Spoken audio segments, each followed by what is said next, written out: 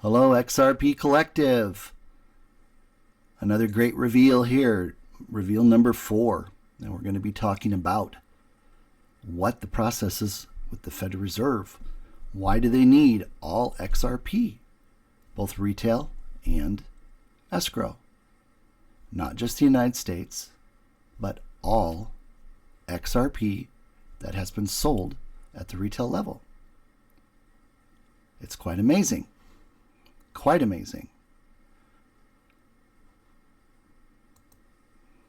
So what we want to do here real quick, let's just take care of some housekeeping. You know the rules. It's our IP.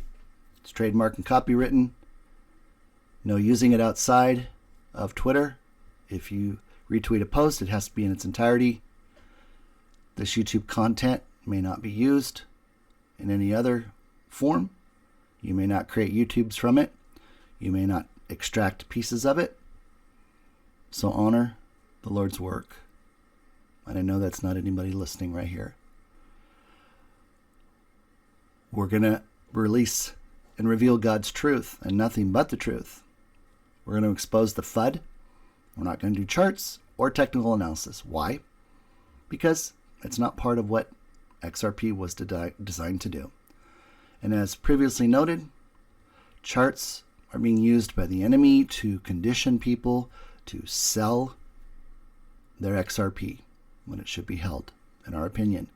This is not financial advice. This is not tax advice. This is for educational purposes only. Now here's the reason why we have a problem.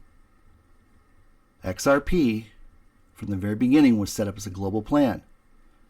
But for some reason, people still think that it was designed to be a retail coin. It's not.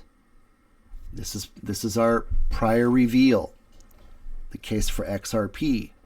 And what we're noting is the fact that there is $1.7 quadrillion in global debt. That debt's a problem. The Federal Reserve cannot backstop that for the world anymore. The fiat currency system is broken, it's bankrupt, and it's out of business.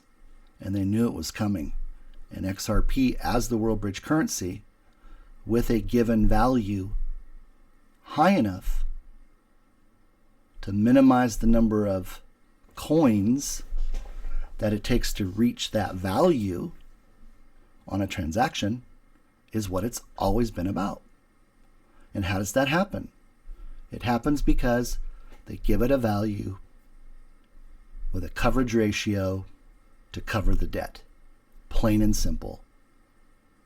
All the XRP that is out there will be removed and put into custodialship by the Federal Reserve. Why? There can't be any XRP out in the open marketplace or in the hands of people that could cause volatility. It's the biggest problem with Bitcoin. You have people that have huge wallets and one whale decides to unload Bitcoin and down it goes. That can't happen when you have a bridge currency that's supporting all the other CBDCs around the world. So what we're going to do is we're going to move into the next slide, and we're going to kind of talk about what it looks like right now and what it means for us as holders. Okay, on the left hand side we have a box for the escrowed XRP. We have the retail holders from the United States, and we have the retail holders in any other foreign country.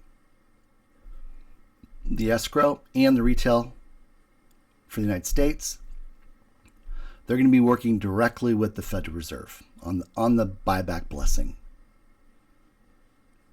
Very straight, very forward.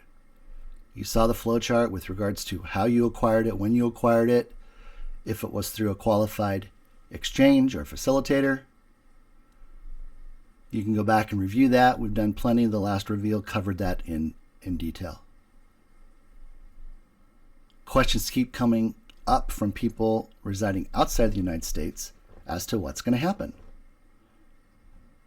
Well, the Federal Reserve does not have reach outside of the United States. However, they are the designated custodian for all the XRP to be used to tokenize all the global market debt. And they will be able to use the value of that coin to recapitalize the central banks around the world. So each country will be working with their own central bank, not directly with the Fed. This simplifies the whole process. So if you're a retail holder and you're in Europe, you're going to deal with the central bank in Europe.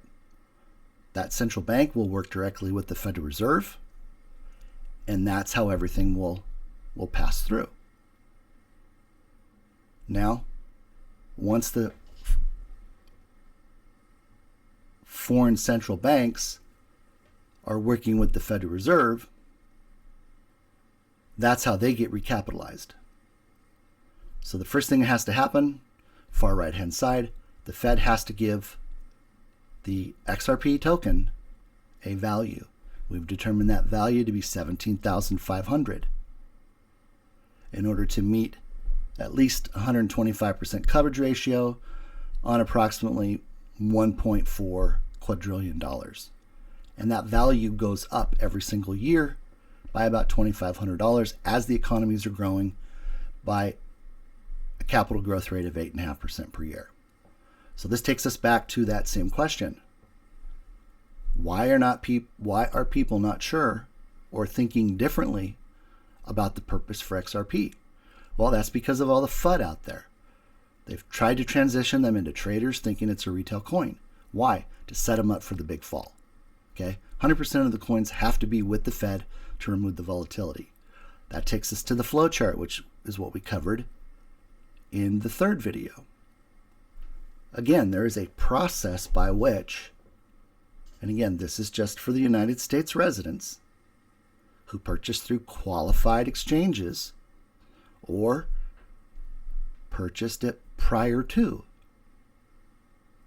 This is how the flow will work. The Fed will make an announcement. They're going to need people to either put their coins that are on a cold wallet back. Well, let me change that. What we learned yesterday is none of the coins are actually on the wallet. It's just the passphrase. And all the coins are sitting on the ledger because they never leave. So those coins are going to have to be claimed because they sit in an anonymous subaccount in order for the Federal Reserve to know who to pay.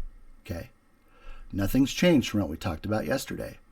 The whole process here today is to help people understand there isn't another option here. The Federal Reserve has to buy these coins back.